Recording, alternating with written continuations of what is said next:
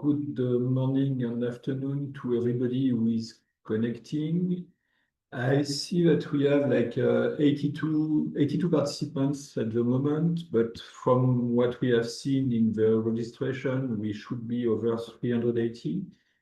So maybe we are going to wait for a couple of minutes to let people connect. And then I will start the webinar. And for those of you who are already connected, there is the globe icon at the bottom. We are proposing translation into French and English. So please select your favorite language, and we will be starting when we have a reasonable number of people connected. Thank you very much.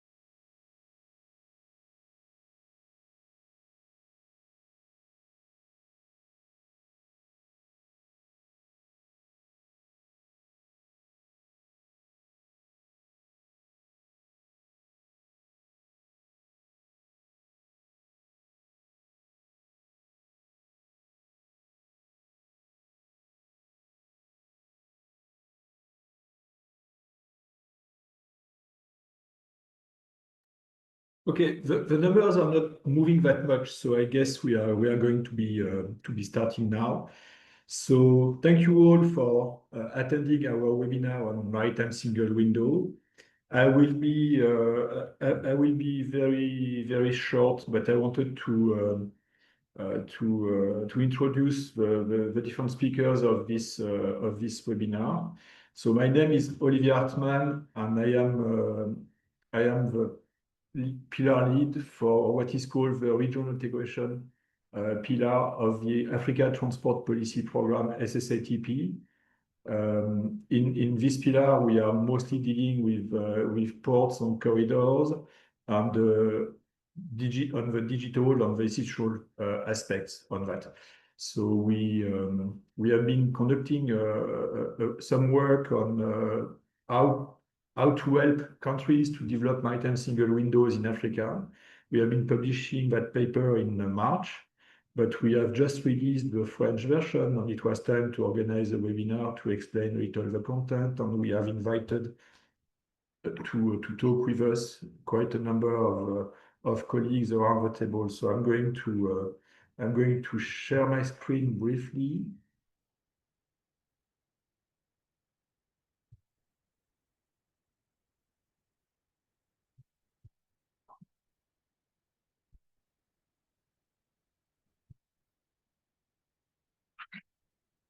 So at first, to set the scene in terms of background, so I will just be moderating that session. So my role will be just to introduce who is going to talk and then try to keep the timing for the presentation so that we can really close in a little less than 2 hours now.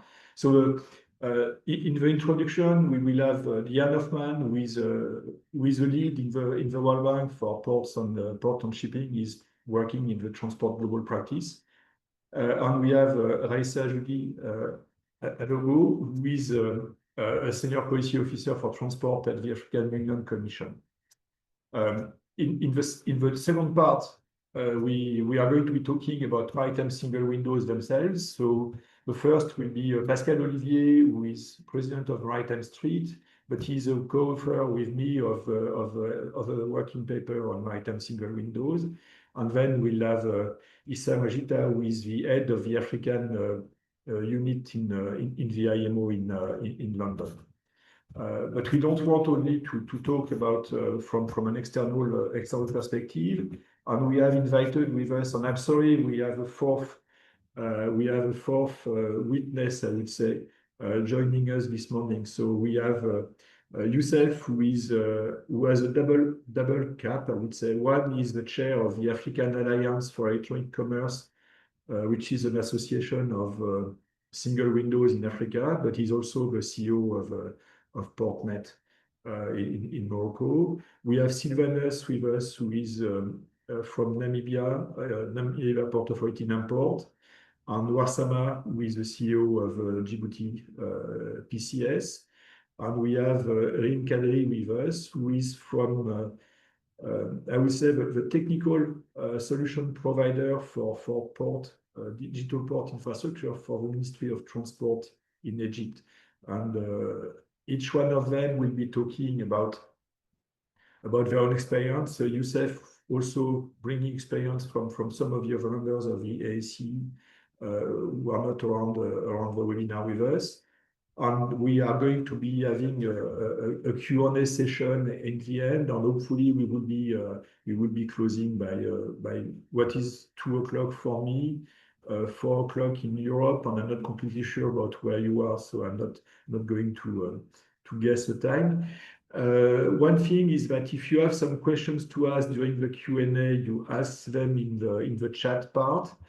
If we have not time to discuss everything, we'll try after the webinar to try to provide some answers if we can by email, because we will know who has been asking the question. I will stop there, and Ian, I'm handing over to you for your presentation. Thank you very much. Good. A wonderful good morning from Washington, D.C. Let's go straight to the sharing screen. We had practiced this beforehand and it did work. So you should now be seeing my PowerPoint, and I do the full screen. Really just by way of introduction, why and how maritime single windows make a difference. I'm an economist. For me, it's really a thing of demand and supply. There's definitely more and more demand for this type of digital solutions, and I will show you a couple of charts on supply chain crisis and why we need more of these solutions. And there's, of course, also more supply as technologies are advancing. I like to say technological progress will never be as slow as today. It is, of course, not slow, it is fast, but it's going to be even faster. So having said this, here are the 3 points I'm sharing with you. Some quite new data, I updated it just for you, the latest freight rates and data on supply chain crisis. Some thinking about opportunities, a bit of discussion of correlation and causality, being fully aware that all those people who confuse causality and correlation will eventually die. But then in the end, we work on it. We do believe there is a causality, and I share some World Bank work. So supply chain crisis, 3 charts updated just for you. See how over decades, freight rates were low. Many shipping lines were losing money. And then came the COVID crisis. Freight rates went through the roof. We thought they were back to normal. Then came another Red Sea crisis. Now come other trade crises. So just one visual illustration how things have become more volatile, requiring more flexible responses. Another chart, this one is from the United States. For decades, we saw what I would call an improvement in logistics expenditure. The economy would spend less money on inventory holding, the red line, less money on warehousing, depreciation, capital costs, insurance, and more money on transport, not because transport is more expensive, but because transport has become more efficient and because we have trade facilitation. This positive trend was also interrupted during the recent supply chain crisis. And the third positive, well, not positive, it was positive for quite some time. Here I'm sharing data from the World Bank Global Supply Chain Stress Index. Here too, you see how it really went through the roof and keeps being very volatile. So that's just, I know I'm preaching to the converted. We have all lived this, but I hope you find interesting. Here's the latest data on these different indicators that show how our business has become more volatile. We require more flexibility. So we have more demand for digitalization, higher freight costs, less efficient logistics, more supply chain stress. From the single window, port community system, maritime single window, trade single window, all these solutions, this leads to, let's put it positive, opportunities. When COVID started and when I still had my UNCTAD hat, some of you may know I joined the World Bank only 6 months ago. Before I worked 30 years for the United Nations, including at the IMO. And so still with UNCTAD, there came the crisis and we looked at the 10-point action plan policy briefs. In a way, I would say 9 out of 10 of the solutions we proposed were about digital solutions. And one chart, one image I want to highlight from this, you may have seen, I'm pretty sure you have seen, and even some of your organizations have shown PowerPoint slides with a balance. Somebody claims there's a trade-off. Either you facilitate trade or you protect the population from COVID, contraband, from weapons of mass destruction, what have you. And I'm sorry, I think I'm speaking too fast with my German accent for the interpreters. Apologies. Now I speak slowly to get the message across very clearly. The image of the balance is wrong, false. It is not a trade-off. All the solutions we are proposing, single windows, port community systems, they help to achieve both. They facilitate transport and trade, and they protect the population.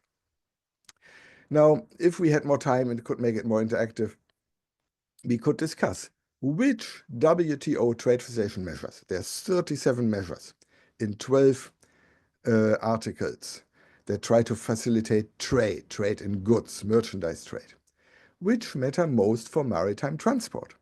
Because the WTO does not really include transport facilitation. There's no maritime single window in the WTO-TFA.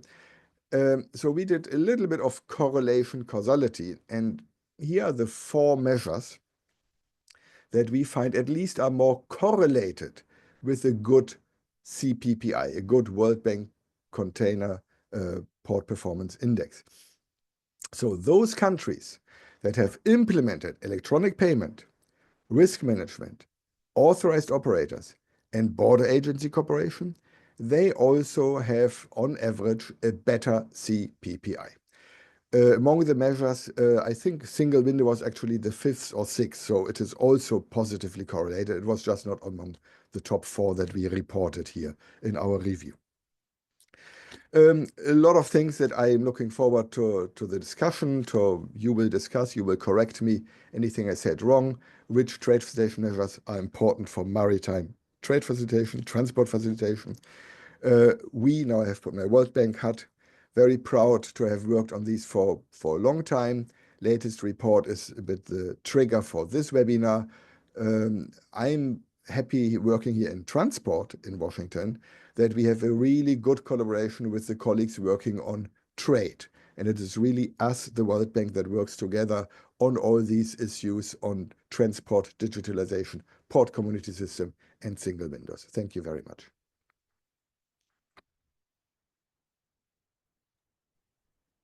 Thank you, Jan. Also, I'm going to be very brief. So, Raisa, please, the floor is yours now. Thank you so much for inviting the African Union Commission. It will be hard to come after Mr. Hoffman, but I will do my best to make it very short. Let me project my presentation. Now, where is the presentation? Yes, I got it. Screen.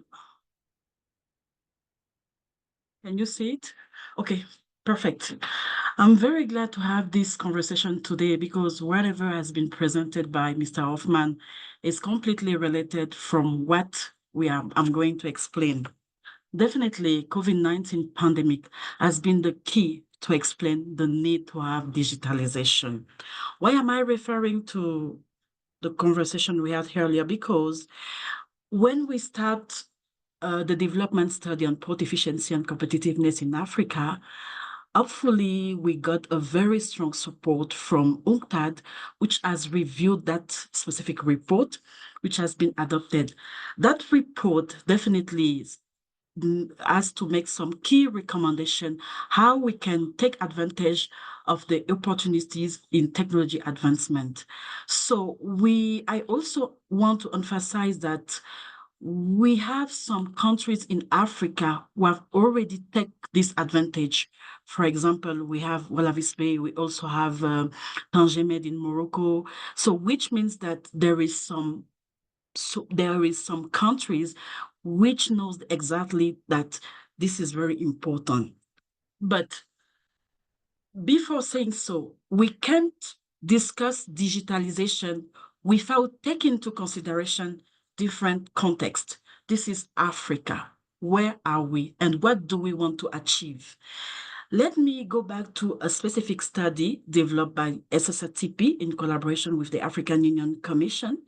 And definitely that study, which will be adopted very, very soon, has covered among 39 ports in our 31 AU member state. I do recognize the presence of my brother from Djibouti, who was part of that study. When we look at the result, for example, let me make it very fast, digital maturity score. We realize that among this digital maturity score, we have 2.66, which means that there is a need to progress.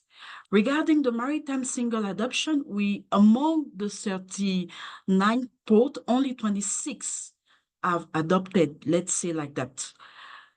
So in the meantime, the objective also of this presentation was to highlight what the African Union currently has been developed. I don't know if you are aware that there is a AU digital strategy objective.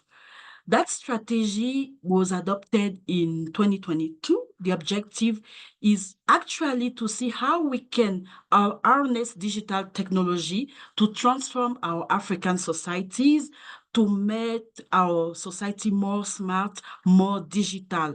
So this specific document was also in collaboration with different institutions, including the World Bank. So in that specific slide, I'm trying to present what are the opportunities before going to the risk or before going to the challenges. First, we know that there is a gap in different countries. All the countries, they are not having the same level of using or utilizing digitalization. There is inadequate digital infrastructure and connectivity. There is a low integration of digital systems, and there is limited digital skills and cybersecurity capacity. And this is very, very fundamental.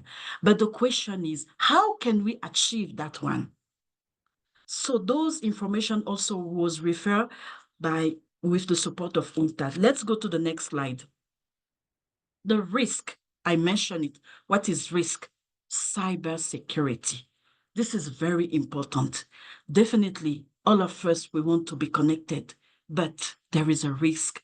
How can we combat this risk? As I put in the presentation, through the African Union Commission, we have the Malabo Convention. This document has been adopted, ratified by 15 member states, and the main priority is to see how we can protect personal data protection. This is a legal framework adopted by the AUC. The second risk is system failures. Also, we still have the AU Digital Transformation Strategy, the one I mentioned earlier. Data privacy, this is very, very key. Data privacy is also part of the AU Digital Transformation, which is also part of the AU Data Governance, which is currently also in collaboration with different institutions. We also have integration issues. How can we promote adoption of port community system and regional single window strategy? Probably many people are not aware that the African Union Commission has developed what we call Smart Corridor in Africa. And that specific Smart Corridor has been adopted in Cairo in 2019. So, and then the last one will be how we can expand digital literacy and cyber security training programs. So make sure that all the Africans can get benefit of those innovative solutions. The next presentation, oh, sorry. I think I removed the one because I have to reduce my time. So let me go fast. The next presentation will be just to present you exactly what is smart standards for safety, mobility, automated real-time traffic management. So this component, as I say, was adopted in Cairo in 2019. So this is the vision we have for the continent to provide sustainable and efficient transport infrastructure system, support continental and regional integration, meet future transport demand and support African business through seamless logistics system, provide a safe and secure transport system, which is a key. But there is one point. This project was supported by the EU. Unfortunately, the project is dormant. We managed to have 2 case studies with in different corridors, but unfortunately, we really want to see how we can work in collaboration with those different institutions to revive that specific project. So this is the objective, is to enhance corridor efficiency, reduce cargo transportation, provide real-time information, increase safety and security services, ease the opening of corridors, country trade, and enhance corridor competitiveness. My conclusion, yes, we definitely need digital, but we don't need to have it only in one specific region to avoid the gap. We want that the all 55 member states can benefit of that innovative solution. So I'm going to leave it to here, and then I'm waiting for the questions. So the only word I'm going to say, no country is left behind in this transition. Thank you so much. Merci beaucoup. Obrigado. Thank you very much. We will have a Q&A session, but I think that the Q&A part is already open. So if you want to start putting some questions there, we will try to see how we can address them during the Q&A session. So that was really setting the scene for this webinar. Now we are going to be talking more specifically of Maritime Single Window. And first, I'm going to give the floor to Pascal to guide us through the paper.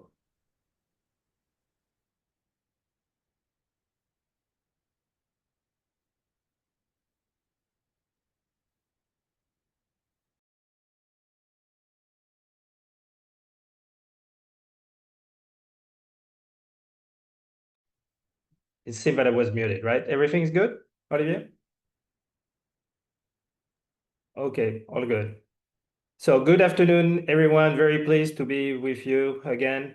Olivier Hartmann and myself, can you make sure that you can hear me? We can hear you. Okay, very good. Very, very good. Yeah. Yeah, so I was saying that the Olivier Hartmann and myself once again team up for that project for the World Bank and Africa Transport Policy Program. But beyond the key takeaways that we're going to discuss about that report, I have first of all to acknowledge and thanks all our colleagues from Africa who participated to that journey. It's about almost 100 people from all our friends and colleagues from Harbor Masters, who are the process owner about the port call process and the Maritime Single Window, but also all the Port Authority, all the Regional Association of Ports, African Alliance, IMO, and many more. So this is our today webinar is really the result of all your work the last years in being engaged in that journey. Why is this paper is important?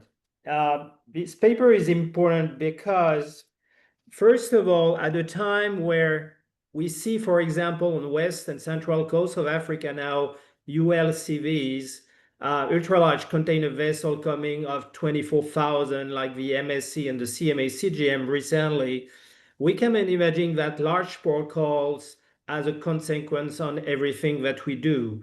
And like Jan Hoffman mentioned, the CPPI, the World Bank Container Port Performance Index, measures the performance of the port call from the simple arrival, stay, and departure of the ships, but also its efficiency in the movements of containers. And because performance is important for efficiency of our maritime supply chain, it is important to get organized.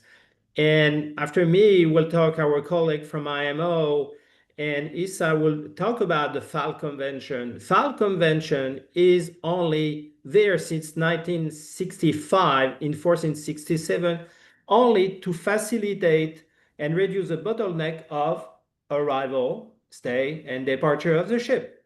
So it is important in that context that the SSATP look at what is the status of the implementation of the Maritime Single Window, which is in force as of January of last year in 2024.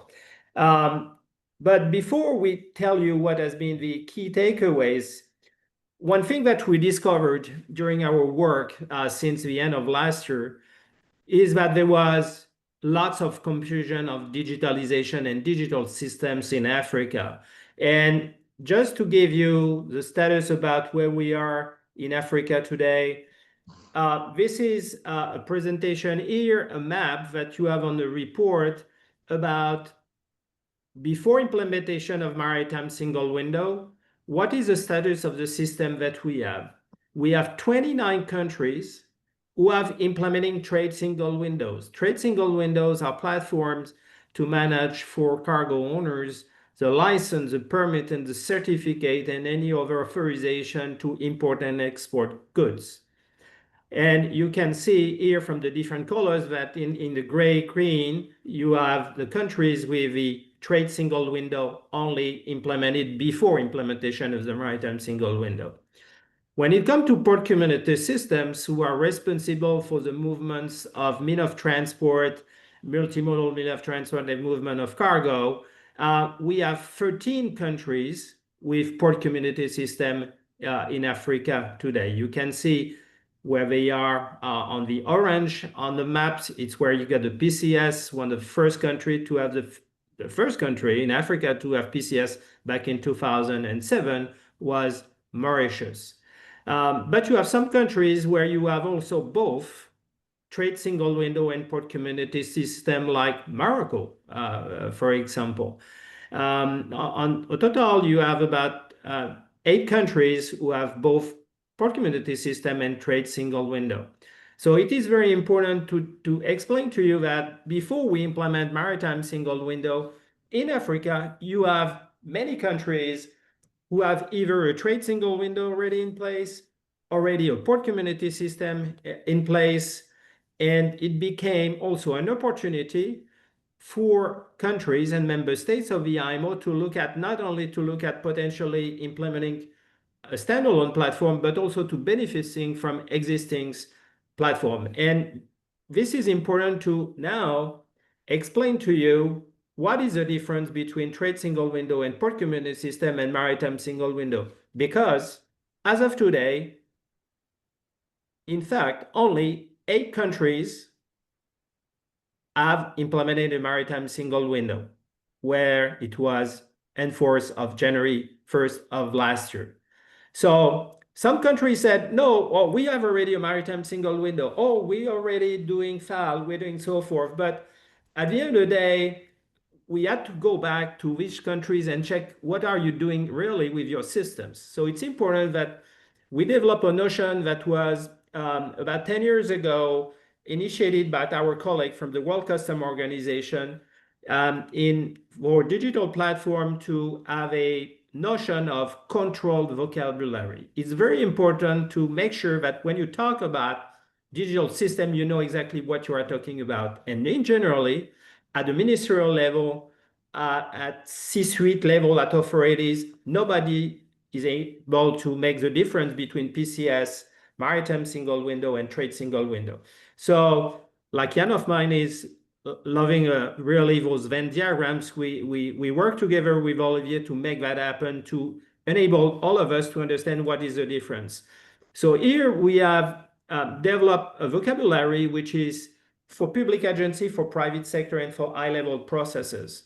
And you can see here that we have identified the public agencies who are focused on port community systems, the one who are focused on PCS and MSW, and the one who are focused on trade single window. So they are not the same. And when they are all working together, it's where you have, for example, customs, health, environment, fisheries, and agricultures are related to all the three platforms. Sometimes, from a private sector perspective, also cargo owners, Chamber of Commerce, Shippers Council are more focused on the trade single window, whereas nautical and service providers for the ship are only for maritime single window. PCS having its own domain.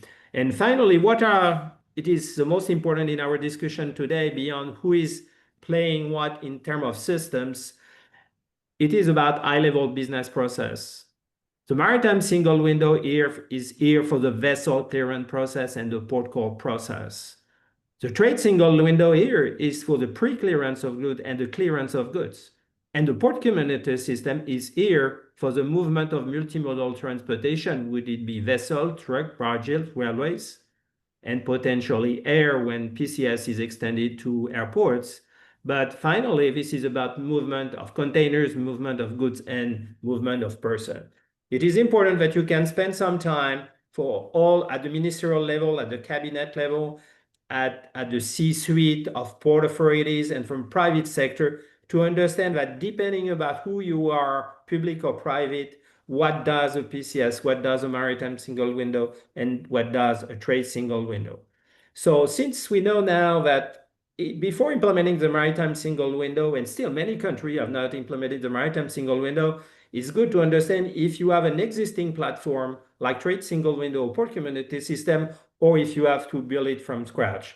And it is important to understand what is the scope of the maritime single window versus port community systems and trade single window. And we hope that the work that we've done in our report will help you to understand better. But once we have to clarify, we had that conversation to clarify what are the systems in place. It is important to look at, and we'll not discuss about everything today, but to focus on what's happening in Africa right now. As Arisa mentioned, Africa is Africa. So Africa is different from every continent. The most important issue that we are still facing in Africa for the last 18 months for the implementation of the maritime single window is very simple. This is the lack of political will. This is a lack of a political will, the engagement of EXCO, of Executive Committee, of the CEO of the port, the CEO of the Maritime Authority, the lack of implication of cabinet, the lack of implementation of the Minister of Transport and the Ministry of Transport into that journey. This is what has been blocking, and it is still blocking. Many countries are not being able to move forward. The second issue that we are facing is because now you have a better understanding about the environment of digital platforms. It is appearing that in many countries, and still is right now, we have competition of over digital platforms say, no, maritime single window is not your business. This is my business because I am the platform, national platform for the trade single window. So we have a very strong competition for maritime single window implementation of the trade single window, to a point that we have countries in Africa which are 100% stop on the project because of that. Last key point to be as a takeaway today is the issue about the lack of knowledge on the FAL Convention and on the FAL 46 resolution of May 22, which is a resolution about the maritime single window. Some countries have been trying to implement the maritime single window. Some countries have already implemented the maritime single window without having a good understanding about the resolution. So some implementation, for example, have even not implemented the FAL declaration, some of them, but not all of them, but not the additional FAL declaration that are required in the context of the Maritime Single Window. So this is the 3 key takeaways that we are having today. It's really a problem for compliance. So we need to go back to square one in some countries so that we can fix the political will, that we can fix the competition from trade single windows, and we can fix through capacity building the knowledge on the FAL Convention and the FAL 1446 resolution related to the Maritime Single Window. So once we have managed the political will at the executive level, at the CEO level, at the minister level, at the prime minister president level, the next big question that we need to fix is who's going to be the lead agency to implement the Maritime Single Window. And there we are in an ecosystem. So we have, in terms of authorities, the existence or not existence of a national port authority. There is a specific pattern in Africa. We have many countries where, likewise in Egypt, or likewise in Cameroon, or not Cameroon, but in Côte d'Ivoire, where we may have several port authorities, but we don't have a national port authority. So that is impacting in one end the equation. And what is impacting the equation on the other end is the fact that potentially you have a trade single window in operation and you have no trade single window operation. The decision matrix that we develop here, taking into account the African context and Africa being different from any other continent into that MSW journey. If you have a trade single window in operation, and if you have a national port authority, in that case, the decision should be easier for government to take the lead through the trade single window to implement a platform. This is a case of Kenya. Through the trade single window, they have implemented CanTrade. They have implemented the national single window for the port of Mombasa and the port of Lamu. When there is no national port authority, the line ministry could recommend that a trade single window to be a lead agency. But if there is no trade single window in that journey, either the Ministry of Transport can become the lead agency or the National Port Authority into that journey.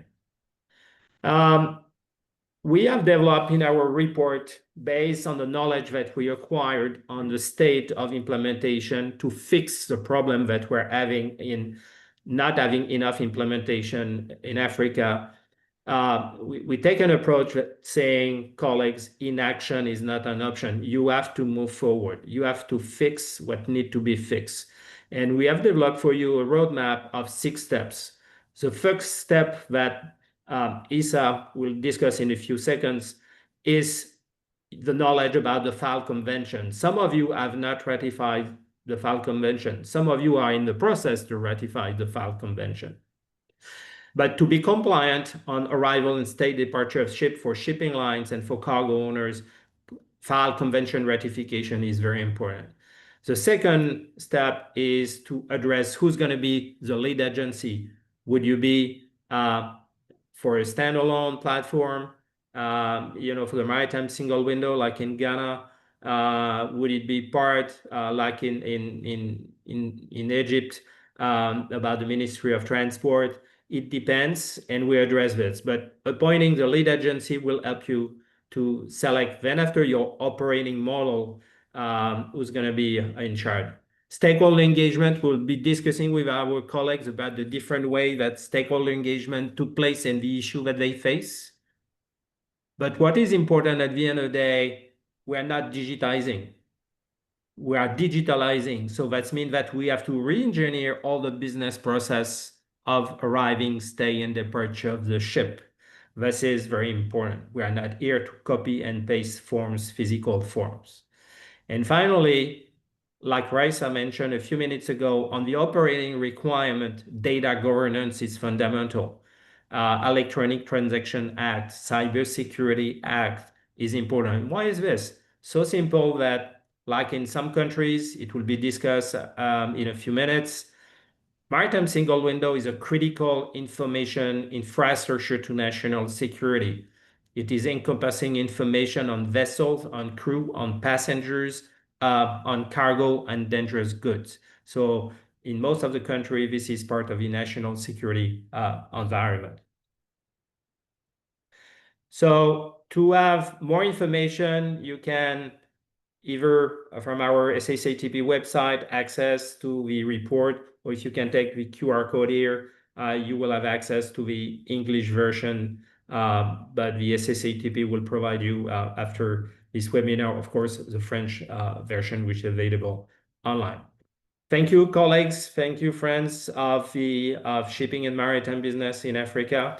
Over to you, Olivier. Thank you very much, Pascal.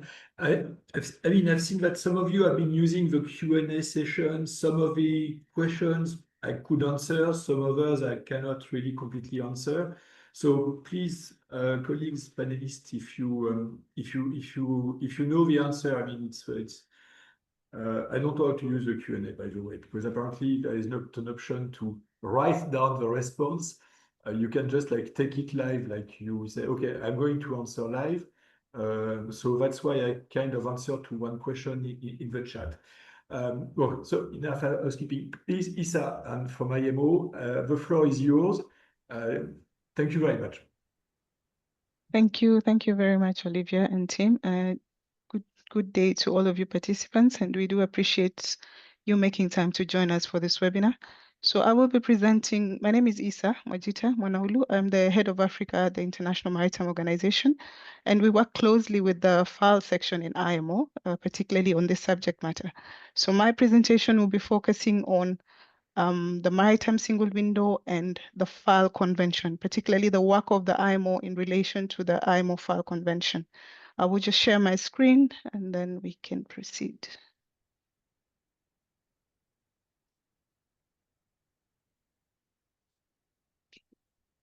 Just confirm that you can be able to see my screen. Yes, it works. Yeah. Okay, thank you. So just to give a background of the FAL Convention. So the IMO FAL Convention, as has been rightly highlighted by Olivier previously, is that this is a convention that was actually put in place in 1965. There's been a number of adoptions and also a number of new recommendations based on particularly issues to do with digitization. So the FAL Convention basically contains the standards and recommended practices in regard to simplifying the procedures on the ship's arrival, stay, and departure. So what I would like to highlight for the purpose of the Maritime Single Window is that effective 2024, IMO made it mandatory for member states to implement the Maritime Single Window as one of the tools for reporting the formalities in regards to FAL. So what happened is that the FAL committee was able to approve the revised guidelines for setting up Maritime Single Windows, and this is contained in the Circular FAL 5, Circular 42 Revision 3. So basically, this circular gives guidelines to member states on setting up Maritime Single Windows. There's been a lot of work done with stakeholders and institutions such as the IAPH, World Bank, and the UN CFACT, basically to define some of these standards and to just give guidance to countries. As has been rightly explained by some of the previous panelists, and I think we have also seen this in the questions, there is a significant risk that member states or countries would have different Maritime Single Window implementations. And therefore, it's important to have a guideline to be able to ensure that there is some uniformity in the implementation of the Maritime Single Window. So the IMO FAL Compendium basically provides the guidelines and the data sets and the interfaces to just ensure that we have standardization when it comes to the data and the forms in regard to IMO FAL forms. So we have 47 member states currently that have not ratified the FAL Convention, but the total number of member states as far as IMO is concerned that are party to the IMO Convention are 131. When you look at the IMO work in regard to FAL, we have developed the IMO FAL compendium. We also have developed an explanatory manual, and we also have an e-learning course on the Maritime Single Window. I would really encourage all the participants to try and log in to the IMO website. We do have the IMO e-learning course. It's free and anyone can be able to access it. So since September 2023, we've had a number of people signing up for the course and completing it. So we've had a total of 1,991 participants to the e-learning course, as well as we've issued 740 participants who have completed the course with a certificate. So it's a very simple course. I would really encourage all of you to just have a look at that. It basically covers aspects of FAL, the Maritime Single Window, and how to implement, as well as some case studies on the Maritime Single Window. So we noticed that when it comes to ratifications, the countries, not all countries have ratified FAL, and particularly when we look at the African countries, we have a number that have not ratified the FAL Convention. However, this does not stop the countries from implementing the Maritime Single Window. You notice that some of these countries still are party to the World Trade Facilitation Agreement, the TFA, which also makes note of the use of electronic systems for data processing when it comes to port calls. So this then brings about the issue of working together with other bodies to ensure that then countries are able to ratify FAL as one of the steps to ensuring that they will have a maritime single window in place. So in terms of the work done by IMO, as far as technical cooperation is concerned, we have a number of activities that focus on the FAL Convention and particularly the Maritime Single Window. So we've been able to develop roadmaps to assist the member states to adopt the FAL Convention. We also have had needs assessment missions, basically to be able to assess the countries in terms of their the situational analysis, where exactly they are and what steps they need to take into account so that then they can implement a maritime single window. We also do assist in the incorporation of the FAL Convention into national legislation. This is done through the legal frameworks in terms of just ensuring that there's a process to ratify FAL as well as domesticate the FAL Convention into national legislation. We've also carried out a number of regional and national workshops, which we continue to do so. I think in this year particularly, we've had workshops and needs assessments for a number of African countries, just as the continuing work towards ensuring that countries have maritime single windows in place. We've also worked on the the guidelines for wildlife trafficking. I think the FAL Convention also makes note of issues to do with illegal wildlife trafficking. So there is some training and there's some material particularly focusing on that. I think something that I would like all of you to note is that we have a functional module, the GSIS module on the IMO website that is open to member states, and countries are expected to report as far as their implementations of the Maritime Single Window or what exactly they're doing towards the ratification of FAL. Currently, we only have 42 member states that have uploaded the information, so I'd like to urge the maritime administrations to ensure that the information on the portal is up to date, as this helps us in planning activities to assist the member states as far as FAL and Maritime Single Window. I think the World Bank and a number of institutions, we've had a number of efforts just to ensuring that the regulatory standards are all standardized. And as far as the IMO FAL Convention, we do run the IMO SWIFT project, which is a single window for facilitation of trade. So this project basically introduced a generic maritime single window to support member states to be able to develop a platform to report the port formalities. So we do this through the technical assistance, where we're able to basically ensure that countries are aware of how to go about the implementation of a maritime single window and also provide a prototype as a starting point for countries to digitize the processes. In terms of the maritime single window environment, I think based on the presentations that have been made by the previous panelists, we all are able to understand that the maritime single window environment basically has a number of stakeholders. So this is something that we need to take into account, that the maritime single window environment is not only for the port authorities or the maritime administrations. We do have agencies such as the immigration, the customs, the health authorities that should be party to ensuring that then the Maritime Single Window is up and running and that they provide support and they're part of the process. I think in one of my slides, I will talk about basically the role of the interagency collaboration. So looking at a functional overview of the Maritime Single Window, we would expect that for countries that already, for example, have existing systems that has, for example, a port terminal operating system, you have countries with trade single window systems, it is possible then to provide an integration into a maritime single window where the information is then shared into a maritime single window. And we have the maritime single window automating the FAL forms, which basically would be collecting information such as the vessel certificates, the arrival information of the vessel, declaration of the cargo manifest, as well as other forms such as the hazardous cargo, and so on. So when you look at a functional overview of the Maritime Single Window, it's based on the implementation of the FAL Convention via the FAL forms, the automation of the FAL forms. However, in the instance that member states or countries already have existing systems, it is possible then to have integrations to ensure that then this information is submitted through one portal. I think this is the whole idea of a single window system. So I think some of the presentations that will be made by the countries, Namibia, Egypt, and Djibouti, they will be able to let us know what exactly they've done as far as the implementations are concerned.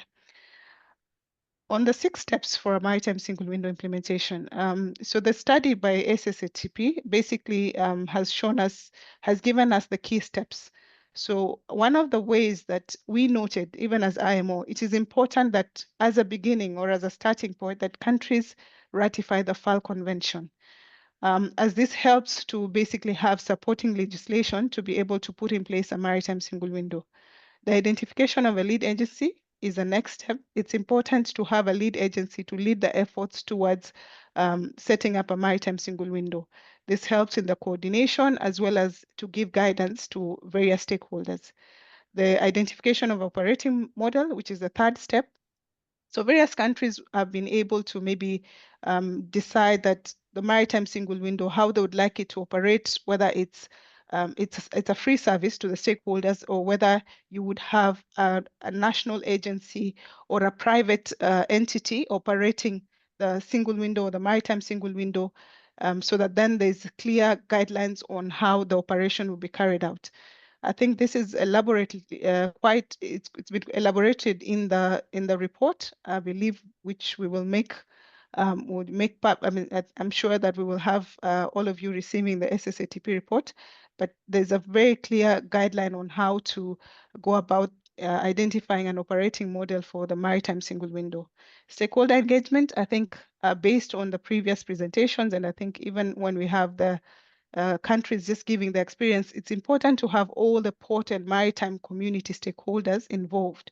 You notice that for a port environment, you would have stakeholders outside the normal port and maritime authorities. You might have the phytosanitary, you might have institutions such as the standards bodies and so on. So it's important to have them engaged so that then they're part of the process from the initiation all the way to the system going live.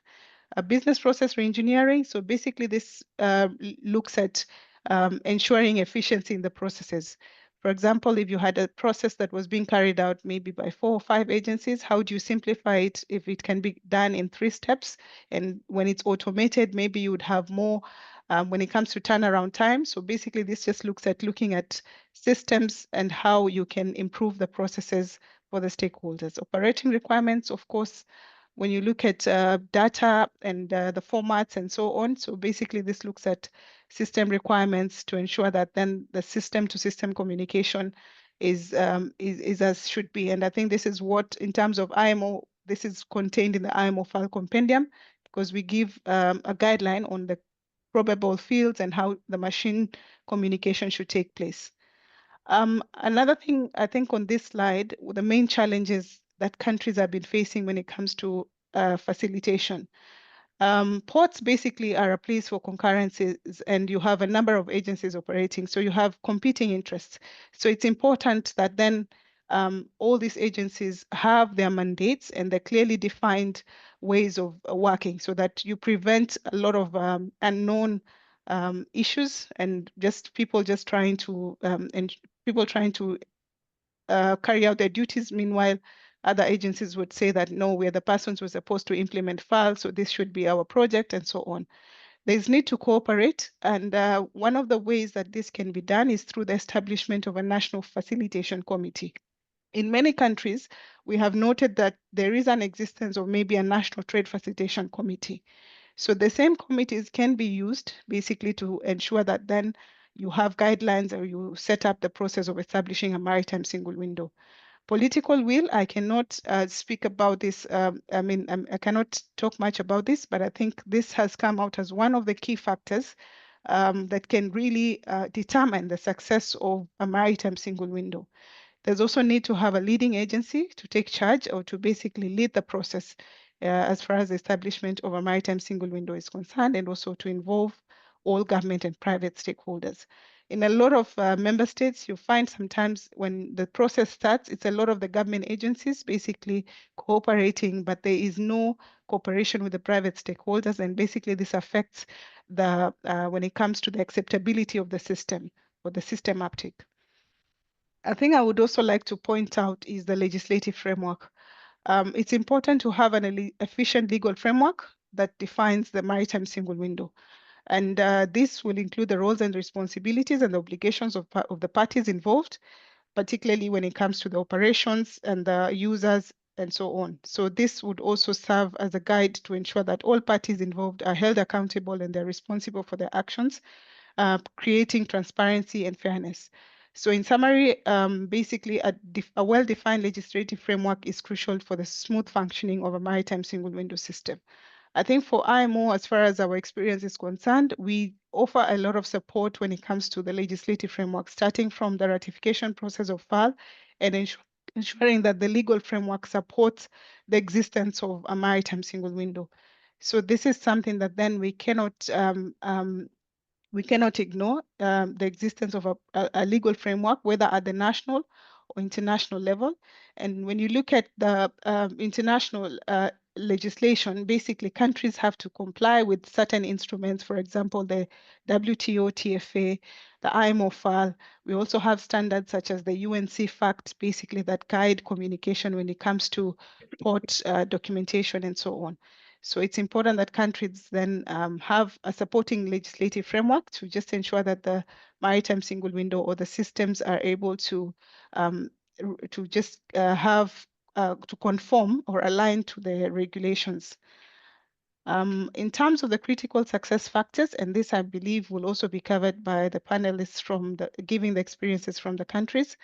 So change management, it's important to just ensure that there is a supporting framework when it comes to managing change, having performance reviews, basically to look at measure transaction uptime, maybe from the time the system is starting, how to improve it. Another thing we've also noted when it comes to the countries that we have supported is the need to have a phased approach for the rollout of the system. You would not want to have a big bang approach. I think this basically creates a lot of confusion. So it's important to take it one step at a time so you can have a phased approach of the system where you give yourselves a timeline of transitioning from maybe the previous system to the maritime single window. Of course, having a dedicated support team is one of the ways to address challenges during the initial stages, and engaging the stakeholders to seek feedback and just to ensure that you have enhancements and just system acceptability. Monitoring and evaluation, of course, this helps to ensure continuous improvement, to establish a robust monitoring and evaluation framework to be able to assess the effectiveness of the system and also identify needs and needs of the system for improvement. Thank you so much. That has been my presentation. I will believe we'll be able to respond to the questions later on. Thank you, and over to you, Olivier.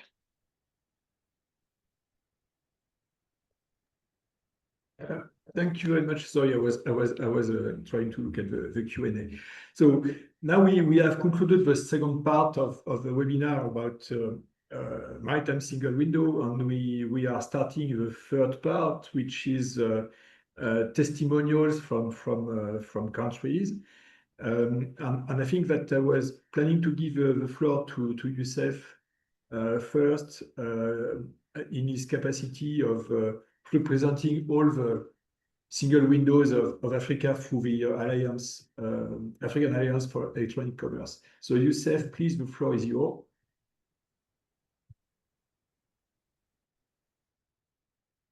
Thank you very much. Thank you very much for this opportunity. I will start sharing my screen. 1 minute.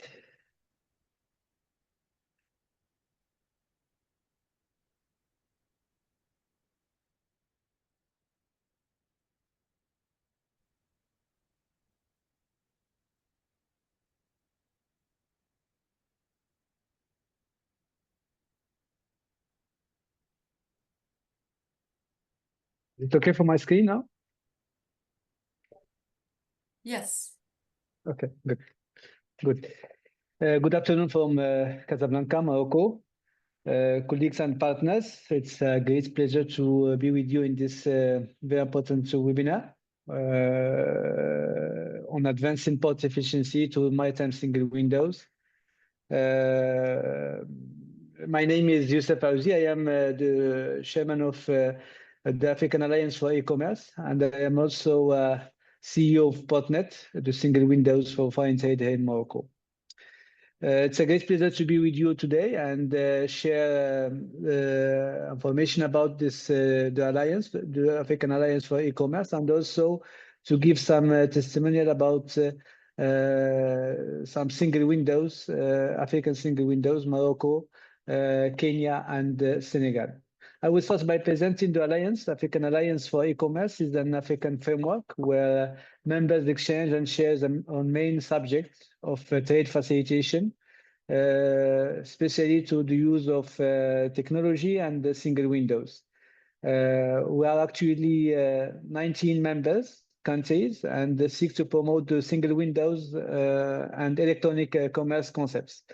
And also the compliance with the recommendation in international organization, such the WTO,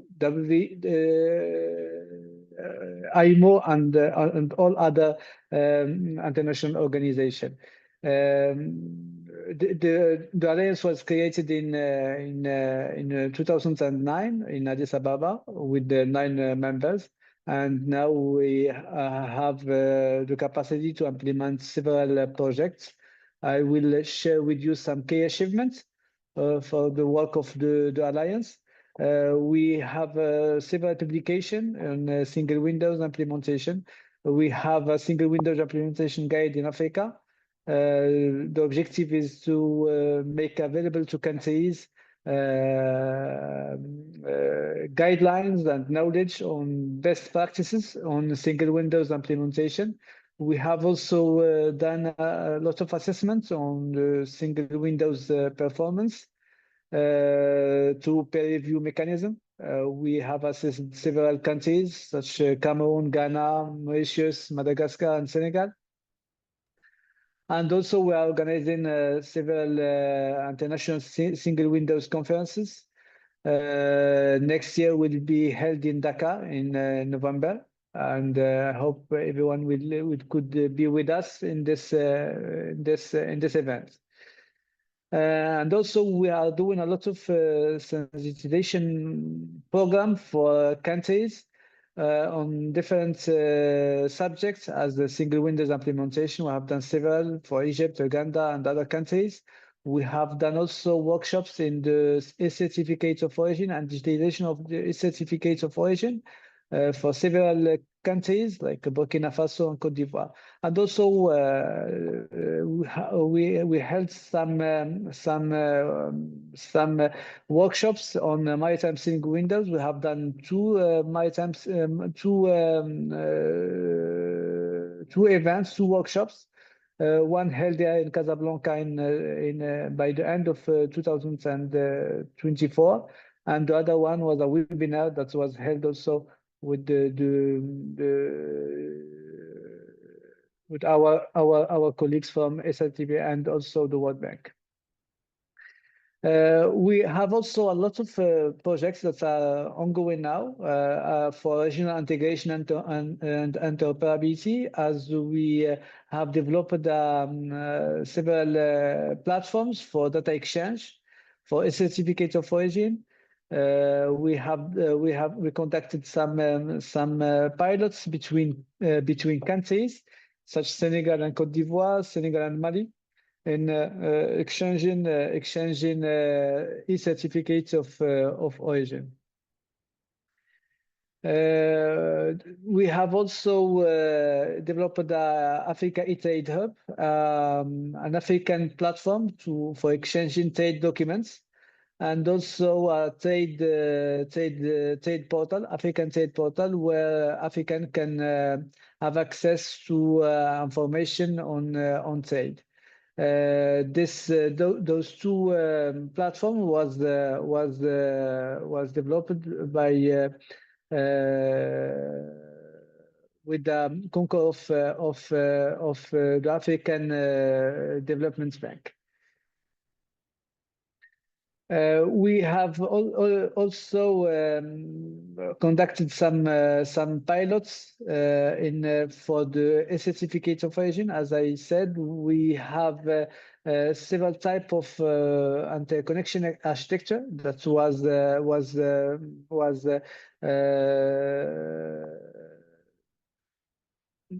deployed to have this interoperability between those countries. For countries that have already trade single windows, we have the possibility to connect those single windows with the platform, the African Alliance platform, which was developed for the IMO and for the WIMO, and also for those countries who don't have single windows or trade single windows. We are given a platform, a web platform, where they can issue their certificate of origin. This is technically what we have doing there. I think it's more complicated to explain, but we have done all the development for this platform, where they can issue the certificate origin and also verify if it's conform with comply with what is attended in the other countries. We have several options for exchanging this certificate of origin. We have 3 options: exchange between 2 single windows, between a single windows of the portals, and also the exchange between countries using the portals. This platform is online, and we are now working in some pilots. We have done the first pilots between Senegal and Mali in last in April, and now we are working with the countries to do several pilots to exchange this data. For the Maritime Single Windows, I will present some advances from our members. We have chosen 3 members that shares with us their experience in implementing the Maritime Single Windows. The first one is Kincaid, who has developed his Maritime Single Windows by developing all the IMO FAL forms from 1 to 7 in their platform. To mention, they implement the Maritime Single Windows in the Kincaid. Kincaid is already a trade single windows for Kenya, so they are using the same platform, the same company, and they develop the system for the maritime to implement and automate all the Maritime Single Windows based on the same platform. So they have developed all the FAL forms that are required, and also some other forms that are also required from the FAL Convention. So they automate all the mandatory FAL forms. They eliminate all the data duplication as they streamline the submission of maritime information among the port stakeholders before everyone or the shipping agent should submit the information to several parties. That now with the Maritime Single Windows, they eliminate this data duplication. They also automated all the lists of cargo, passenger, declaration, dangerous good. So they are now, I think, fully comply with the recommendation of FAL to have the Maritime Single Windows. There's some challenges that was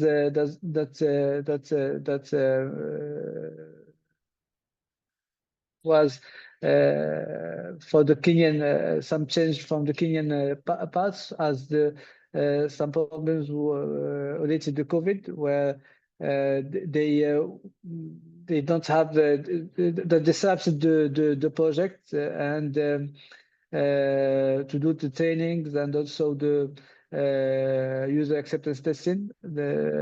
So they switch to digital. They also need to ensure that the shipping agents and the ports have the adequate staff for FAL form submission and approval. They have also some difficulties also with the custom management system and the Maritime Single Windows. They have done an integration process that is going now in this I think now we're in this phase 2 of their project.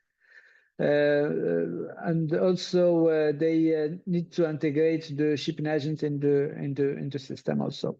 So as they mentioned, they need some integration to reduce manual data entry. So they do a lot of integration with their shipping agents, with the CSV files upload, and also integration with the EDI or other to streamline the process. For the Senegal, they have their own. They build their Maritime Single Windows in the same system, Orbus, Senegal Orbus Infinity, where they integrate all the shipping agents and all the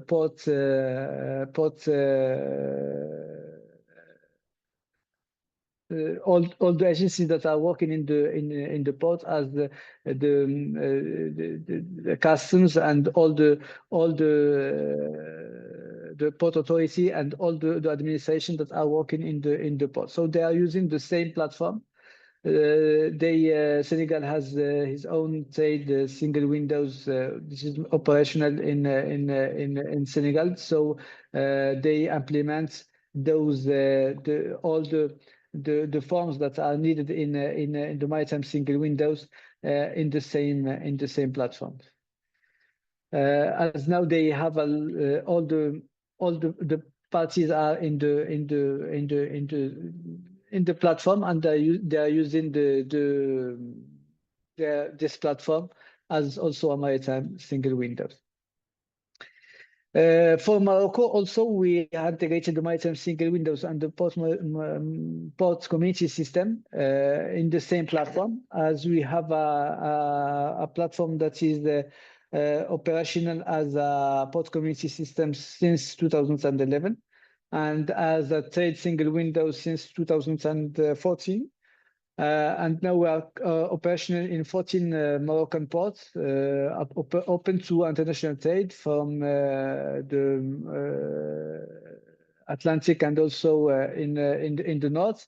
Our objective is to facilitate port formalities. So we have worked in re-engineering of all the port process, with the port authority, customs, terminals operators, and all the governmental agencies that are working in the port.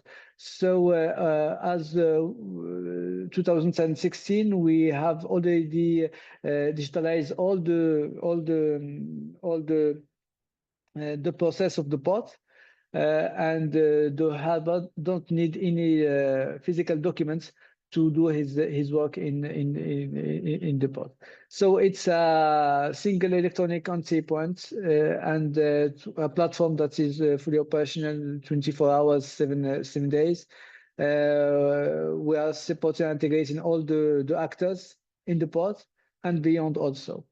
We have some legal foundation as a national digitalization law that gives all the digital laws the same legal foundation as a physical document signed by a person. And also law in electronic data exchange between administration. Those are general laws, not only for the port, but for all the administration here in Morocco. And also official decrees that are mandating electronic formalities via Portnet that was also issued in 2015 that gives also Portnet as a mandate Portnet as a trade and trade maritime single windows, maritime single windows, and also port community system. We have a lot of functionalities in our platform. For the maritime single windows, we have electronic ship entry and exit declaration, submission of file documents, and also real-time ship operation. All the operation that are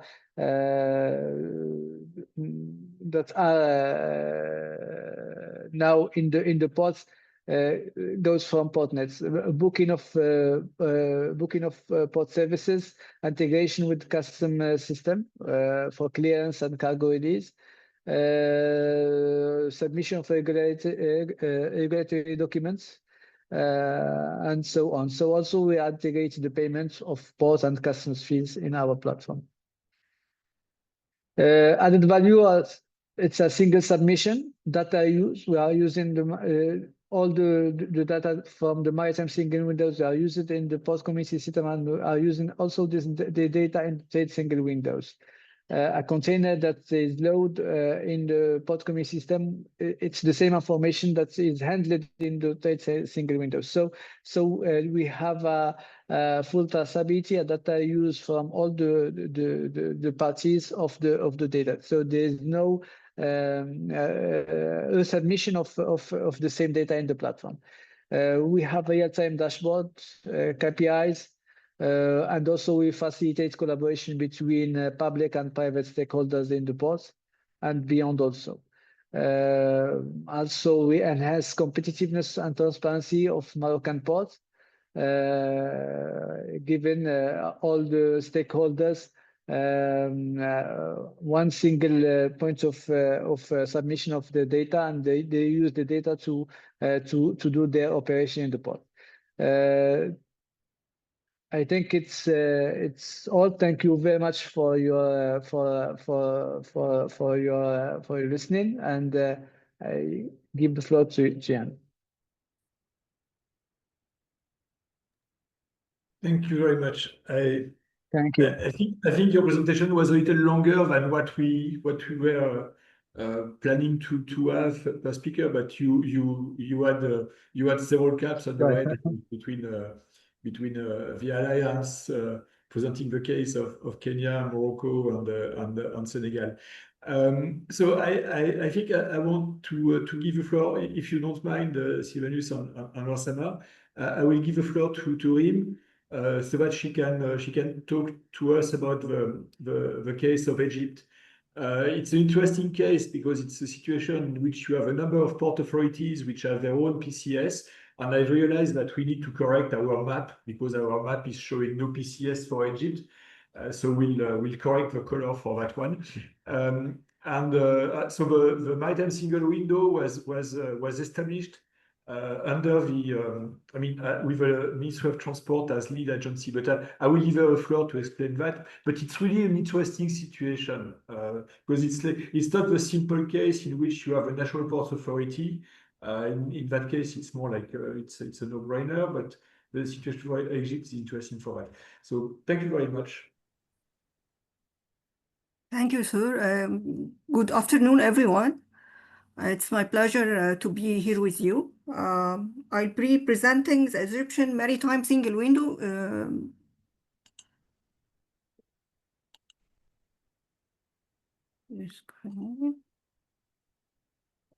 Yes, I'll be presenting the Egyptian Maritime Single Window, which was a national platform designed to streamline port operations and boost efficiency and enhance Egypt's global maritime connectivity.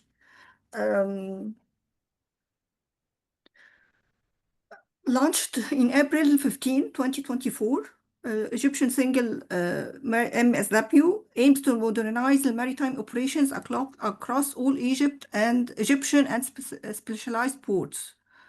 This initiative, which aligns with global standards and sets the stage for new era. I would like to give a little historical background. Before the Egyptian Maritime Single Window in Egypt, each port authority often operated its own system with different digital tools, varying procedures, and non-standardized document flows. We had ports like Alexandria, Damietta, Sokhna. Each one of those had its own system, with its own procedures. This lack of harmonization created duplication of efforts with delays and also lack of control and lack of data. One of the major challenges was unifying this diverse port single window into one cohesive national platform. And this was supported by and mandated by the Ministry of Transport. Egypt Maritime Single Window addresses this by offering a single unified entry point that complies with the IMO FAL Convention and support Egypt's border digital transformation agenda.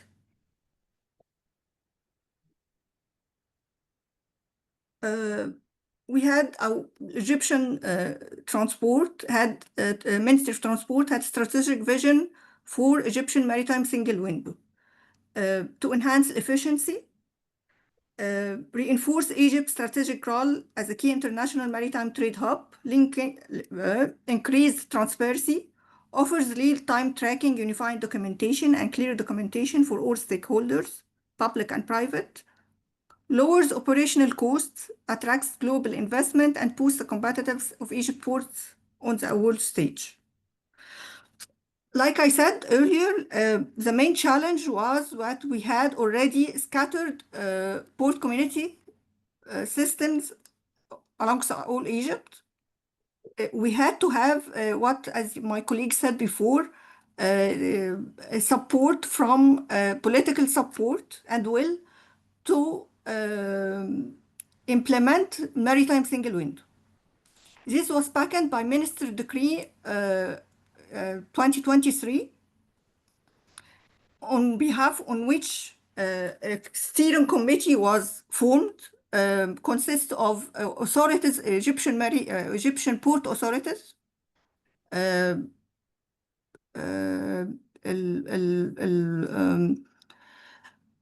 Egyptian Maritime Transport and Logistics Sector, which is the co-parent or the entity that Minister of Transport responsible for Maritime Single Window, operating Maritime Single Window, and technical provider, which I'm presenting. This steering committee had a stakeholder alignment, long-term sustainability, robust regulatory adherence. The geographic and stakeholder coverage, we are covered by now Maritime Port is covering all Egyptian ports, major commercial ports, some of them were not automated, didn't have port single window, but some others had, which was a big gain for Egyptian maritime single window to have be able to gather the data from non-operated ports. Even sport ports, like specialized sector ports, like in mining and petroleum activities, we have in Egypt very small ports that are considered just for this purpose. Shipping and port operations, stakeholders, shipping agents, operators who manage vessel movements, and port authorities overseeing the general operations. The system also integrates national and maritime entities, customs, health, quarantine services. This is just a very, I'm not going to skip this technical overview. I'm not going to talk about it, but I just want to implement that. When we started implementing Egyptian Maritime Single, as I said, we had already digitalized platforms existing. We didn't start from zero. We built on that platforms. We integrated the Maritime Single port with port community systems. Core functionality, declarations, data exchange, streamlined submissions for arrival, departure, firm forms with real-time integration across system, workflow automation and compliance, automated validation, routing, approval, alerts, notification, real-time notification for shipping agents and operators, reporting document and KPIs, insightful dashboards, future-ready system. There is, as we said, it was published 15 April 2024. It still needs further improvement, and we are designed to support future growth and streamline integration with emerging technologies. Of course, secure role-based access for all users, ensuring appropriate permissions and security issues. Key gains and stakeholders for dependency, standardization of procedures, unified process for all vessel movements, simplified process reduces duplication and manual paperwork, enhance efficiency, fewer errors, faster decision-making, improved cooperation among port community members. I like to state here that some community members, other than the port authorities, like the Civil Maritime Safety Authority for Maritime Egyptian, port system, civil defense, customs, all of these had their own different approaches and different ports. When we established the Maritime Single Window, one of the major gains was to unify even those stakeholders' procedures. The Maritime Safety Authority in Dumyata operates now the same way as that in Alexandria. Civil defense, by unifying the documentation and attachments that the shipping agents submit when declaring the arrival of ship visits. Also, we are now unifying procedures for different stakeholders. And this was very important to be backed by a political will, as you said before, because not all those authorities are under the under the transport ministry of transport. So whenever we had a reason or whatever, we needed a cooperation from other ministers, it was easy because this was backed by a political will, and this is very important. Now, Egyptian Maritime is a trusted source for documentation who supporting future digitalization and integration. Thank you. And this is all what I say. I hope I was clear. And if anyone have any question or something, don't hesitate to contact me, please. Thank you. Thank you very much. I mean, we are starting to get late, actually. I think that we were supposed to be finishing the presentation by now. I know that we have included them in addition to our program, but I would like to now give the floor to I think Sylvanus. And we are going to be eating a little, I mean, we are going to leave enough room for a presentation. And we can shorten the Q&A session because I think that we have all been busy answering live on the Q&A. So I think it's okay if we shorten it. So please, Sylvanus, the floor is yours. Thank you very much.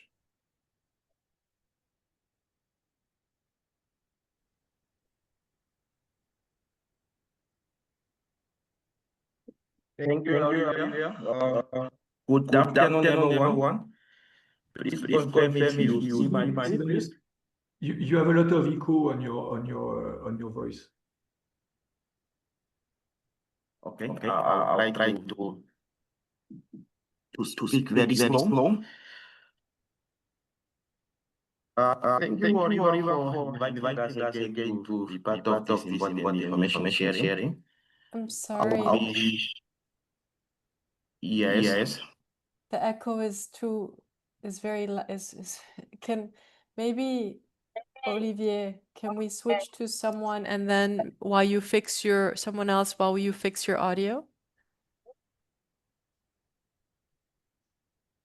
Okay, if you don't mind, in that case, Ouassama, can you take over, please? And we'll hope that by the time you have finished, Sylvanus will have sorted out the audio. I think that is because there is another speaker open somewhere next to your computer. Ouassama, please. Thank you very much. Hello, can you hear me? And you guys can see the presentation as well? Yes. Okay, thank you very much for having me. My name is Ouassama Gire, the Director General of Djibouti Port Community System. So Djibouti Port Community System is a subsidiary of Great Horn Investment Holding under the Djibouti Ports and Free Zone Authority. The platform has been set up to digitalize the different processes linked to import and exporting through the ports, airports, rail, and road corridors. In 2023, by virtue of Decree 216, the platform has been officially designated as the sole submission facility for all import, export, and transport-related regulatory documentation in Djibouti. So these were the initial stakeholders. There is a lot more now. So we had customs, port authority. By decree, we are meant to include also the air operators or airports or air freight operators. By now, we have finalized the sea port operators integration. We have finalized the road corridor integration. And when it comes to cargo, the rail operation as well. And we are planning to finalize air freight integration by next year. So all the other stakeholders are included also: ship handlers, freight forwarders, shipping agents, importers and exporters, banks. And beyond these stakeholders, we now have the different ministries having their own business intelligence dashboards, following up on several matters. For example, the Ministry of Health is following up with the pharmaceutical imports and who is importing them. Do they have the actual certification and all this? The Ministry of Energy is following up on all the electrical imports and whether where they're bringing these electrical items from and who's bringing them in, and all these different information. So now we have all the different ministries, especially after the implementation of or the issuance of the decree, all these different ministries being integrated into the platform for getting the right information on all the imports, exports, and transit information data. So we have different features, vessel management features, everything to do with vessel registration, before the implementation of the platform, we had different submission for different ports to do with vessel certifications, documentation, had to be submitted at every single voyage or for every single voyage. Now we have a national repository through the implementation of Djibouti Port Community System, where the shipping agents, they have to submit it only once, and the information is being reused for every single voyage. We have also the arrival and departure declaration, all the IMO FAL forms declaration, including also other declaration like security declaration, hydrocarbon declaration, and all these other necessary documentation are submitted online through the platform. We have the cargo management features starting from the electronic manifest submission. After the integration with customs in 2021, DPCS is the sole submission platform for all manifests. So the shipping agents are submitting first to DPCS. DPCS is sending to a security system. After acknowledgement of the security system, the information is becomes available for all the different stakeholders, whether ports or all the different concerned stakeholders like the importers themselves or the freight forwarders. This is what we talked about, the custom integration. At this point in time, we have integrated customs when it comes to manifest submission, BL amendments, and electronic delivery order. And every single electronic delivery order is submitted through the platform. The shipping agents are submitting the electronic delivery order through the platform. The information is being sent to customs, and upon acknowledgement from customs, then the freight forwarders can continue using this electronic delivery order to request port services or such as request for port fees using this online document without having to actually go to the ports or other agencies or other, I would say, entities. And you have the gate appointment system for the pre-gate issuance, port gate pass, where they can just give it to their drivers to retrieve the containers or other cargos. And we had also finalized back in 2019, 2020, the integration with the corridor, transit corridor services, whereas they require a corridor pass after they finalize the cargo clearance processes to go to neighboring countries. Djibouti, as a country providing transit services to neighboring countries, we handle more than 90% of Ethiopia import-exports through our ports. And even beyond Ethiopia, we are handling a major volume of the humanitarian cargo going to South Sudan. And we are also planning to even go beyond South Sudan to connect with regional markets, especially with the implementation of the Djibouti, Ethiopia, South Sudan, and Uganda corridor, an agreement that has been signed back in 2023 on the sidelines of the Single Window Conference, International Single Window Conference that we have organized as DPCS. We had the different transport ministries from Uganda, South Sudan, Ethiopia, and Djibouti signed the agreement for the Djibouti, Addis Ababa, Juba, Kampala corridor. And this corridor is being implemented as we speak.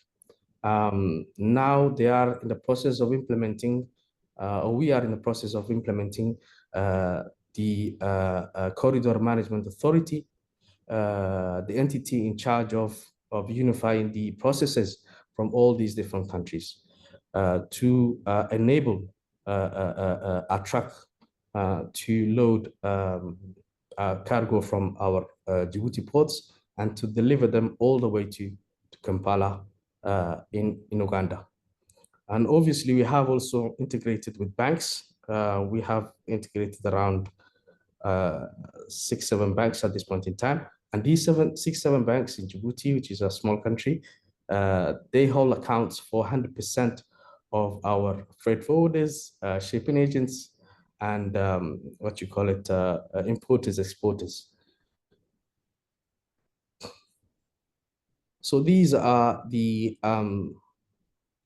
vessel call management services or features from vessel registration, arrival reports, all the declaration linked to arrival and departure of the vessel, such as even port clearance, all the vessel clearance declaration, the IMO FAL forms are submitted through the platform and approved through the platform. You have the berth request, mooring request, tag request, the marine services, loading and unloading list, invoices, all the different invoices, whether for marine services or port services, whether it's to do with shore services or even seaside services, they are submitted through the platform, providing the customers the ability to pay online. Bay plan is submitted online. You have e-port clearance, enabling the departure of the vessel to provide the clearance for the vessel to leave our port. You have packing list, storage plan, everything is submitted online through the platform. And on the right-hand side, you can see a screenshot of something that, a screenshot of what shipping agents would be able to see when they're using the system.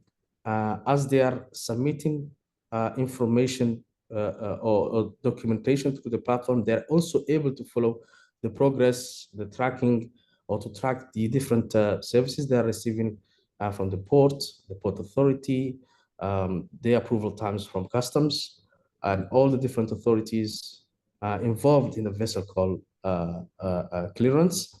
And they can also see information based on their submission, their own submission time.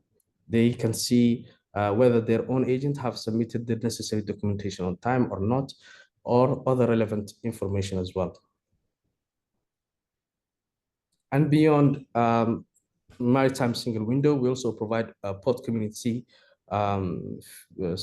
system features to do with the cargo clearance services, electronic delivery order, port fees invoice, transport order, booking, pre-gate, and all these different stakeholders are working on this system. The final importers, exporters, whether they are based in Djibouti or based in Ethiopia or even beyond, can follow the progress of their of the operations and documentations relating to their own cargo movements or cargo clearance. So you also have the export services, freight booking, shipping notes, empty return, empty release, staffing.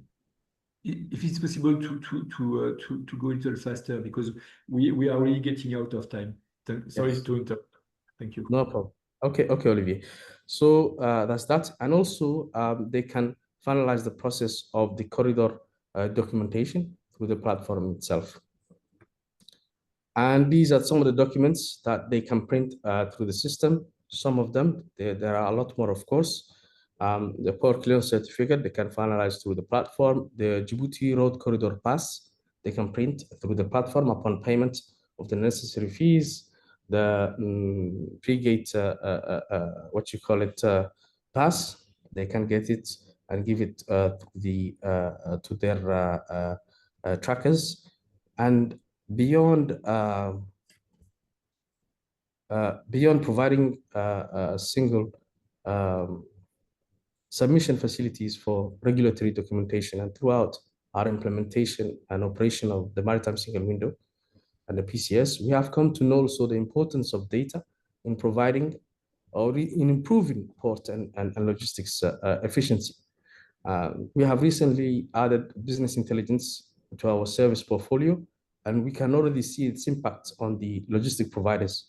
For example, shipping agents can have access to dashboards on port efficiency, their own efficiency, and see even how they compare with other shipping agents. Importers, exporters can access market information. They can get access to market information. Forwarders and transporters can have also a logistic overview of the logistics performance in general against their own performance as well. So I think that's it for my presentation. We can provide a live demonstration of our platform as long as you send us an email. We can do it. We can provide a live presentation also of the platform and discuss some of what I have presented as well. Thank you, Olivier. Thank you very much. Without transition, Sylvanus, can you try again to see if the echo is still there or not, please?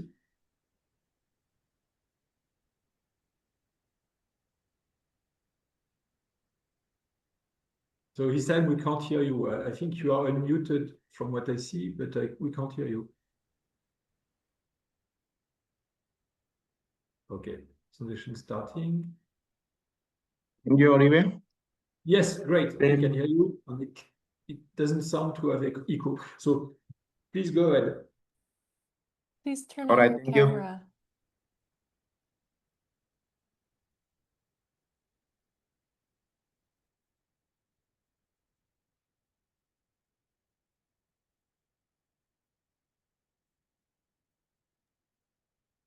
We lost the sound. Sorry.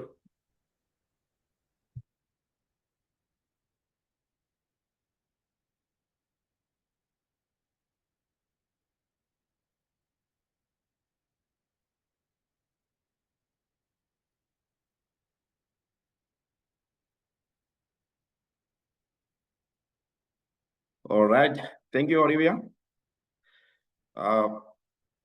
Good afternoon, everyone. I will be sharing our journey so far with regard to implementing the National Maritime Single Window project at our port.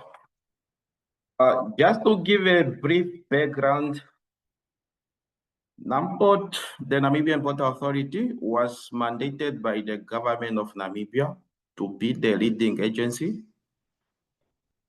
and to take full control for the deployment of the National Single Window environment. That was in 2024 last year. Again, early this year, the National Single Window Environment Project has been now transferred as a national critical infrastructure by the government.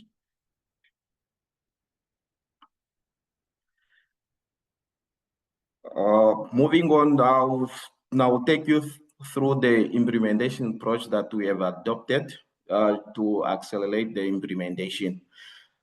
We have adopted a phased approach, starting with phase one that will be focused on the MSAW, which is the Maritime Single Window project. And the second phase, which is now phase two, to focus on the PCS, the Port Community System. And the last phase, which is now the cross-border regulatory single window, will be the last component on the project.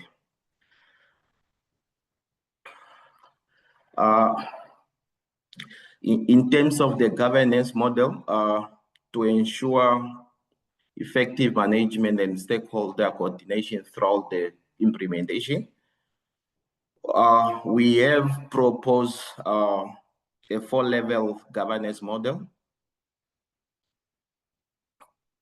that will govern the project, starting with level 1, which is the interministerial committee.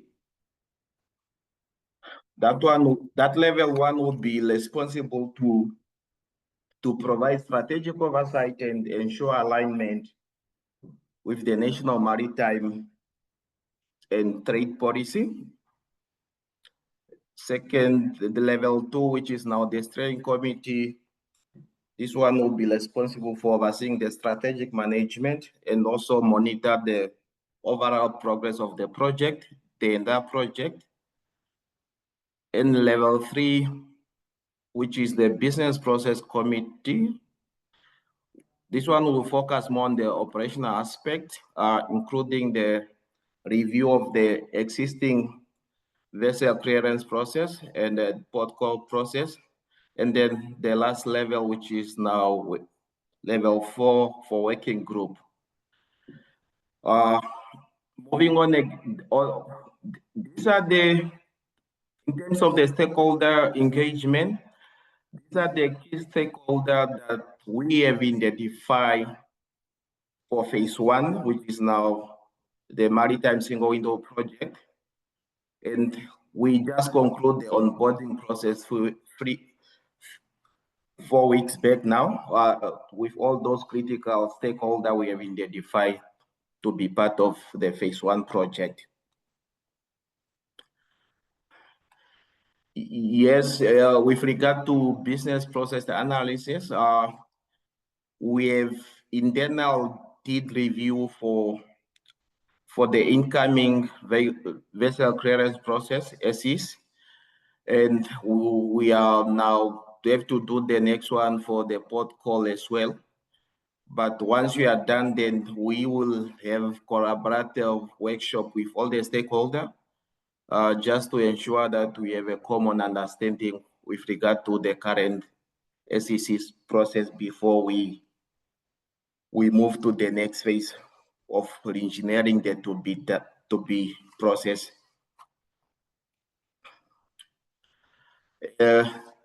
And the last slide is the way forward. Just to inform you, Namibia is in an advanced stage of ratification the IMO FAL Convention. And the second one, NAMPORT have to secure a government decree that will enforce the implementation and the operation of the National Single Window project. Once the implementation is done, then again on the last one, we have to do collaborative consultants with all the key stakeholders that we identify for business process engineering based on the Resolution FAL.14 46. Basically, that is where we are with our project so far. Thank you. Thank you very much, Sylvanus. I think that, I mean, I was checking, but I think that in the Q&A, I mean, there's only one missing, and I think that only Youssef can answer it about. But my feeling is no. Senegal doesn't have. I mean, they do not handle the declaration, the FAL declarations. So it's technically not a single window. It's still a PCS. We are really short on time. We thank everybody for the participation, and I think that the chat on the Q&A session has been really active. I think we have been fortunate to be able to answer the Q&A. I mean, to do the Q&A, I would like say in parallel of the presentation, so we are saving time. I would just need, we need to stop at the hour, but I would really invite Issa and Raissa from IMO and the African Union Commission to give us like 1 or 2 words of wisdom before we close, and we thank. I will not talk after them. I will just thank you for your participation and still being with us after those 2 hours. So thanks again from everybody.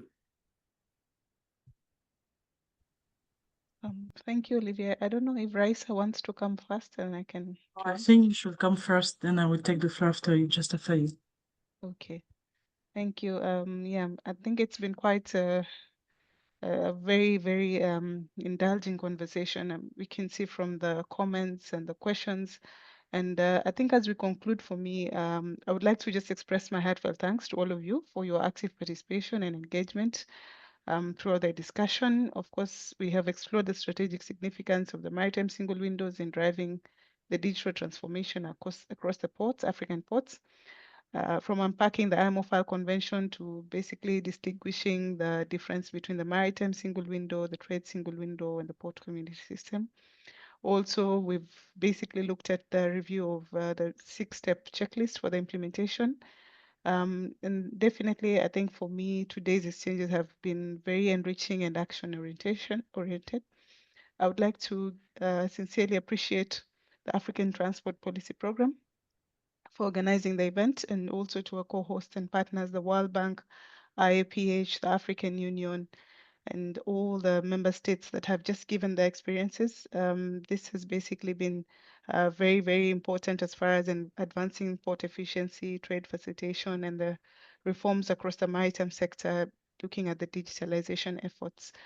The case studies presented by the countries have just given a very valuable real-world perspective, underscoring that while the path to implementation may vary, the benefits, of course, of embracing the maritime single window rely on greater transparency, reduced clearance times, and enhanced coordination. They're totally things that we all wish to achieve, and they're undeniable. As we move forward, let us just build the momentum by deepening partnerships and strengthening the institutional capacity, as well as maintaining a shared commitment to innovation and regional cooperation. Thank you once again. And yeah, I do look forward. And of course, the IMO is here to support the member states in this journey of dialogue and collaboration as far as the FAL and the implementation of the maritime single window is concerned. Thank you. Thank you very much, SSATP, for inviting the African Union Commission. I do believe that this is what we want, to unify our effort and see how best we can provide support to the African Union member state. Definitely the current and ongoing study which have been developing through the collaboration we had with the SSATP will be probably an add value to give guidance and recommendation to the political leaders. So I'm gonna share just one comment. I really want that for the African member state, there is no gap. You know, we are facing some challenges with the 55 member state. What does it mean? What is efficiency? We've been talking about efficiency, but when we look at the context of the continent, things need to be done more. We need more literacy. We need more capacity building. We need a lot of innovative solutions, but sometimes we don't have enough funds. And I really want to appeal for the IMO to see how best we can collaborate with the African Union Commission. So we are talking about single window. Let me say that maritime is almost single through the IMO. And I really want to see how now ISA have joined IMO, and this is a very starting point. And we really want to support your job. And I really want to reinforce this collaboration, this support, and see how best we can offer a true support, a real support and connectivity for our port. Definitely, I'm still working with the SSATP. I'm going to share officially this report, which was presented today, through note verbal to all the member states, to all the port authorities to get their input. And I hope that we're going to have another validation expert meeting, probably virtually, and discuss exactly, because today there are so many policies, framework. Everybody has an interest for the continent, but where are we going? What do we expect the continent to do in terms of innovative solutions? Some ports are already more advanced, but what about the remaining? And those remaining ports, we need to pay attention. We need to give them more support. I think this is what I want to say. Thank you. It was very instructive, very interesting, and I hope that next time we will be for the validation expert meeting to discuss exactly the detail on this report. Thank you, Olivier. Thank you, Nina. Thank you, colleagues, and probably see you next time. Thank you, everyone. Bye-bye. Thank you. Thank you, everyone. Bye-bye. Thank you. Bye-bye. Bye-bye.